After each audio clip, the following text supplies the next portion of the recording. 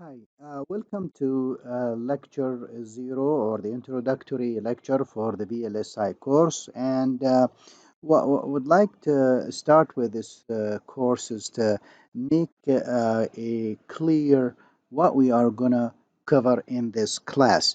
Many of the questions uh,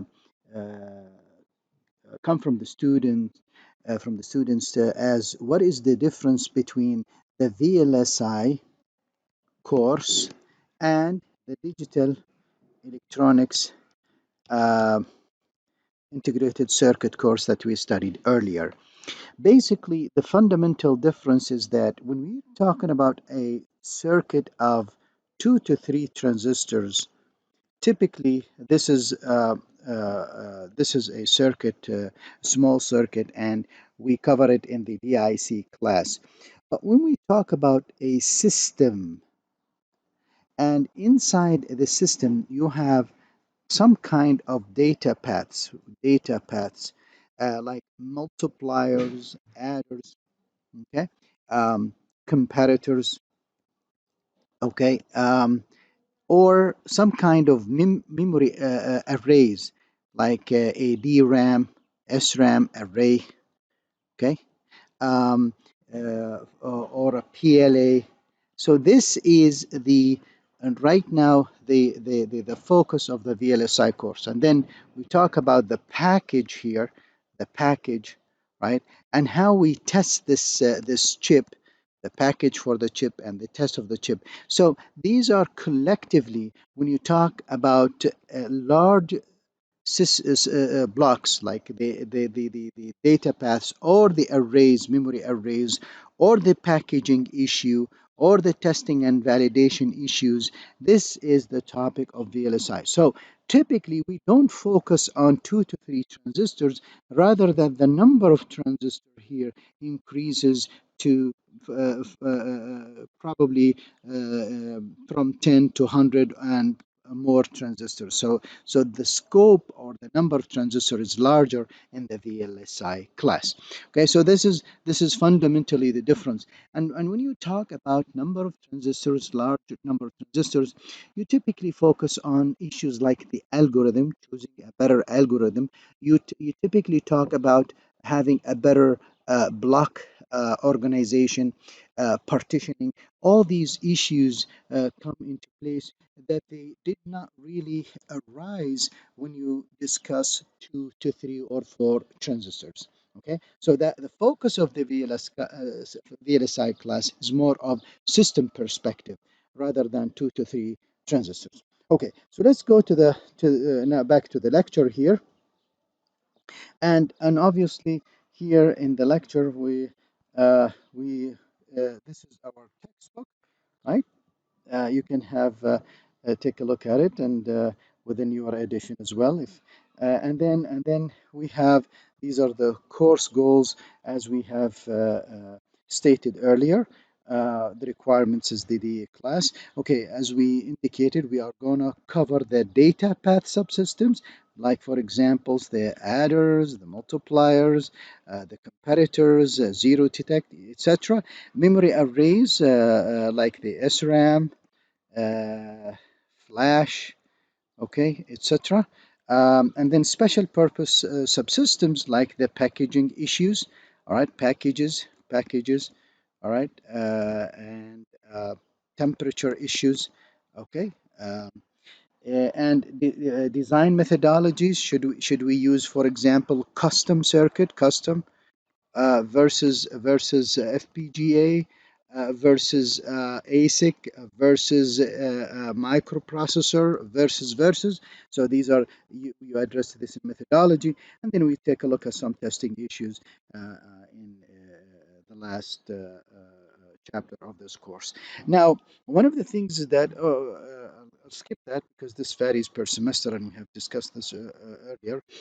One of the things that we would like to see here is that how this growth of number of transistors have. If I plot here, this is year, and this is number of transistors in IC, as we have taken in the earlier course that this growth is exponential. Every 18 months or 1.5 year, number of transistors, what happened to it? It doubles. So if I have X, it becomes 2X. Every 1.5 years, number of transistor doubles, and that led to a huge increase in number of transistors throughout the last decades. Okay.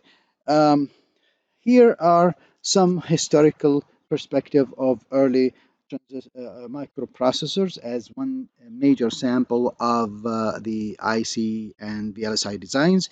So in 1971, the 4004 was the first microprocessor, very primitive specifications. And then we moved on in 1972, the 8-bit microprocessor, the 8008. Again, 8-bit versus the 4-bit, very primitive to compare to today's specification. Then we moved on to the 8080, which is 16-bit transistor, wider. Again, more of improvement, very primitive to compare to what we have today.